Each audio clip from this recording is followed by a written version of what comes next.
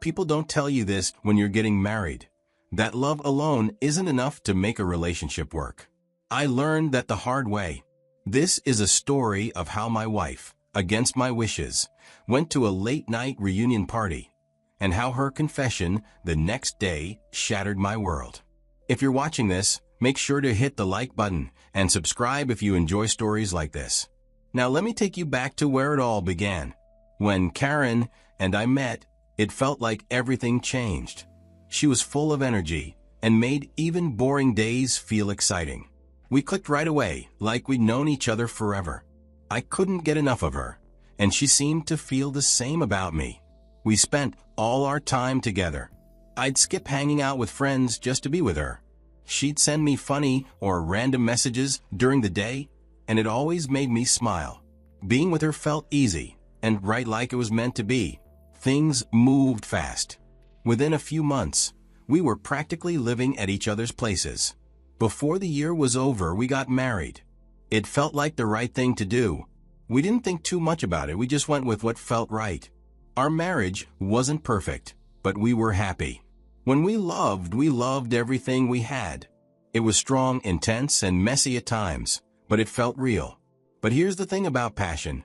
It burns hot, and sometimes it burns out. At first, the arguments were stupid. We'd fight over who forgot to take out the trash or what movie to watch. Little things. Dumb things. But over time, the fights got worse. Bigger. We were yelling about money, about where we were going in life, about everything. There came a point where fighting became as normal as breathing. I'd wake up every morning bracing myself for the next blow-up. But no matter how bad it got, I couldn't stop loving her. I don't even know why. Maybe because I thought love was supposed to be hard. Or perhaps I didn't want to admit we were already broken. Lately, Karen's been diving back into her social life. She's taken up new hobbies and reconnected with old friends I'd never even heard of, sometimes staying out late before coming home. I noticed all of it, but I didn't say a word. When you fight as much as we did, you learn to pick your battles. Or maybe I was just too tired to start another war. Either way, I let it slide. And you know what? Maybe that was my first mistake. It was a quiet Wednesday evening. Karen and I were sitting in the living room, her scrolling on her phone, and I was watching the TV. Out of nowhere, she said, "Oh, by the way, there's a reunion this weekend with some of my old college friends. It's at Jenna's place." She said it casually, but I could see she was excited. At first, I didn't say anything. I just sat there. I'm not against parties or her spending time with friends, but this felt different. I've always believed that nothing good happens at late-night parties. People drink too much, act stupid, and do things they regret later. And if I'm being honest, I didn't trust Karen in situations like that. "It's just a party," she said, still looking at her phone. "We'll probably drink a little, talk about old times, laugh at who's gotten fat or bald. That's it." I didn't answer right away. I didn't want to start a fight, but my gut was telling me I had to kick against it. Finally, I said, "Do you really think it's a good idea?" She stopped scrolling and looked at me. "What's that supposed to mean?" I took a deep breath and tried to explain myself. "I just think you're married now. These late-night things, it's not the same anymore." She laughed. "What's not the same about it? They're my friends, Josh. It's not like I'm sneaking off to meet someone." That stung. "I'm not saying that. But these parties, things happen. People drink too much and talk too much. It's easy for lines to get crossed." Her face changed, and I could see she was getting angry. "So, you don't trust me? That's what this is about, isn't it?" I didn't know how to answer. If I said yes, I'd be accusing her of something she hadn't done. If I said no, I'd be lying. So I told the truth. "I don't know. Maybe I don't. Not in situations like this." I knew as soon as I said it that it was the wrong thing to say. Her voice got louder, and her words came faster. "You're unbelievable. I'm not a child, Josh. I don't need your permission to go out." The argument got worse from there. I tried to explain that I wasn't trying to control her. I just didn't feel comfortable with her going. But she wasn't listening to me, and honestly, I wasn't really listening to her either. We were both just shouting, trying to win. Finally, in the heat of the moment, I said, "Fine, go. But if you do, don't bother coming back. I'm done." She froze for a second. Then she shook her head and grabbed the remote. "I don't need this right now," she said, flipping through channels. I stood there, stunned. The rest of the week went by in a haze. I woke up, went to work, came home, and went to bed just to do it all over again the next day. I didn't even think about what I was doing half the time. It was just automatic. I'd stare at my computer at work for hours, pretending to focus, but my mind kept drifting back to Karen and the fight we'd had about the party. At home, things weren't much better. Karen kept herself busy, which wasn't unusual these days. She threw herself into her new hobbies. It was like she was trying to fill every minute of her time so she wouldn't have to deal with me. We barely talked except for the basic stuff. "Dinner's ready. Did you pick up the dry cleaning? Good night." Those were about the only words we exchanged, and even then, they felt forced, like we were both walking on eggshells. The weekend came faster than I expected. One moment it was Thursday, and I thought I had time to talk her out of going. Then suddenly, it was Saturday night, and Karen was standing in front of the mirror, brushing blush across her cheeks. She didn't even glance my way. I leaned against the doorframe, arms crossed, and watched her get ready. She was wearing that tight black dress, the one she hadn't worn in years. It used to be her favorite back when we'd go out more often. The dress hugged her body in all the right ways, the kind of outfit designed to draw attention. She paired it with heels, which surprised me. Karen hated wearing heels. She'd complain about how they pinch her toes or made her back hurt. Yet there she was, slipping them on. "You're really going all out, huh?" I muttered, not sure if I was asking or accusing. She didn't answer right away. Instead, she smoothed the dress over her hips and tugged at the hem like it was suddenly too short. Then, she caught my eyes in the mirror, her reflection sharp and unreadable. "It's just a reunion, Phil. Don't make it a big deal." Her tone wasn't harsh, but it wasn't soft either. It was that clipped, indifferent voice she used when she wanted to end a conversation before it even started.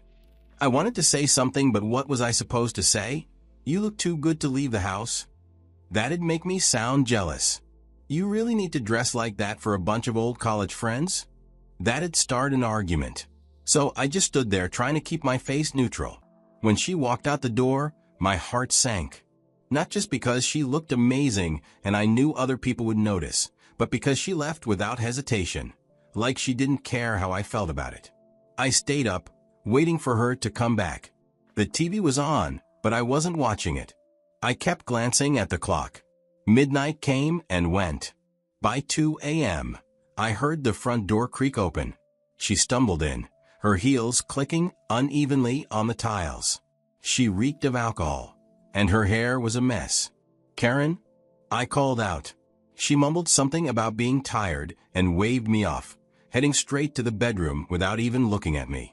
I sat there on the couch, my thoughts racing. I wanted to march in there and give her a piece of my mind, let her know how much it hurt watching her disrespect me. But what was the point? So I stayed where I was, silent, staring at the wall like it had all the answers I didn't.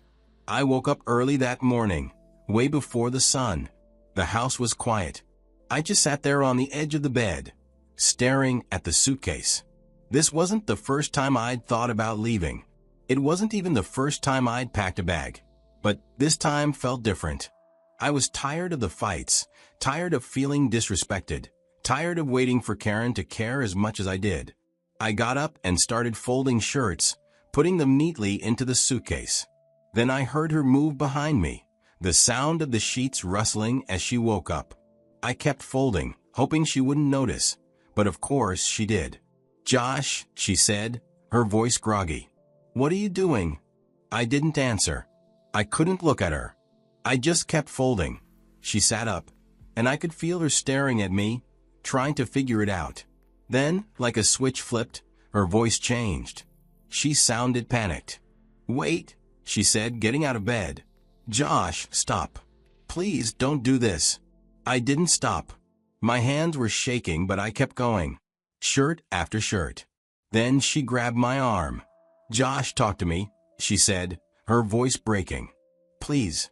That's when she said it. I shouldn't have gone. I regretted it the second I got there. I froze, my hand still holding a folded shirt. I wasn't expecting that. Honestly, I didn't know what to expect, an argument, an excuse, but not that.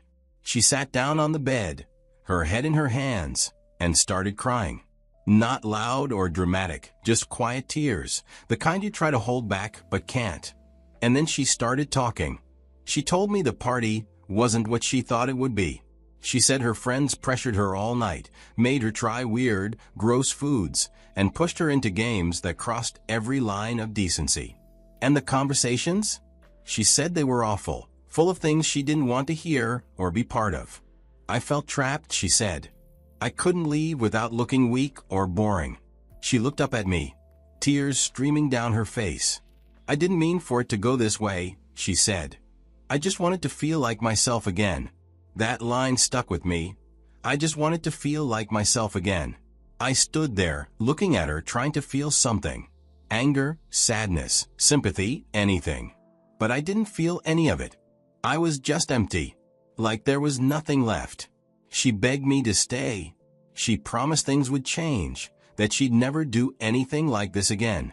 And maybe, once upon a time, I would have believed her. But not anymore. I zipped up my suitcase, ignoring her pleas. She grabbed my arm again, tighter this time, but I gently pulled away. Josh, please, she whispered. I looked at her one last time, not angry, not yelling, just sad. Sad because I knew it was over. Sad because I'd loved her. But that love wasn't enough anymore. I walked out the door. I don't know if leaving was the right choice. Maybe I'll regret it tomorrow, or maybe not. All I know is that I couldn't stay, not like this. The constant disrespect, the fights over things that didn't matter, but somehow meant everything. The way we always seemed to be on opposite sides. It was eating me alive. Separating felt like the only way to stop the toxicity before it drowned us both. I kept thinking, maybe this is the first step to fixing things. Or maybe it's the first step to ending them for good. I don't know yet. Right now, I just need space to think, to breathe, to figure out who I am without the constant noise of our arguments ringing in my ears. If I can't bear the pain of being apart, maybe I'll find a way to forgive her, to rebuild. But if the distance makes it clearer that we're better off apart, then maybe I'll end it legally. Not today, not tomorrow, but someday, if that's what it takes. I can't tell if I'm being brave or if I'm just running away from my problems. I can't tell if I'm protecting myself or giving up too soon. And that's where I need you. Yeah, you watching this right now. What would you do if you were in my shoes? If the person you love is also the person who's tearing you apart, how do you decide whether to fight for it or walk away? I'm driving to nowhere right now. Just the open road, my thoughts, and this unbearable heaviness sitting on my chest. Maybe you can help me see what I can't. So, what would you do? Would you stay, try to fix it, and risk losing yourself in the process? Or would you leave, knowing that letting go might mean losing something you'll never get back? Tell me. I want to know. Because honestly, I don't have the answers. And right now, I don't even know if I want to find them. Love isn't supposed to feel this heavy, right? Or maybe it is, and I just wasn't strong enough to carry it. Either way, I might need to let go. For her. For me. For both of us.